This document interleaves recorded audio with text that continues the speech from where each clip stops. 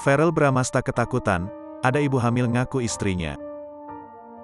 Artis Verrell Bramasta ketakutan lantaran ada wanita atau ibu-ibu yang sedang hamil masuk ke rumahnya hingga mengaku sebagai istri.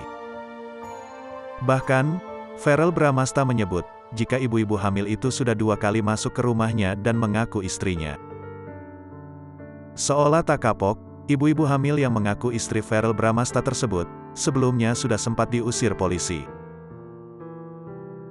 Diketahui, kabar kurang menyenangkan datang dari aktor Verrell Bramasta. Putra sulung Vena Melinda itu kini ketakutan usai rumah barunya disusupi oleh wanita asing.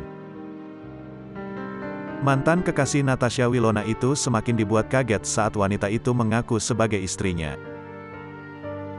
Hal itu terungkap saat Verrell Bramasta membagikan sebuah Instagram story yang memperlihatkan momen saat seorang wanita menyusup ke rumah barunya. Dalam unggahannya itu, Verrell Bramasta tampak memperlihatkan keadaan di teras tengah yang berada di rumahnya.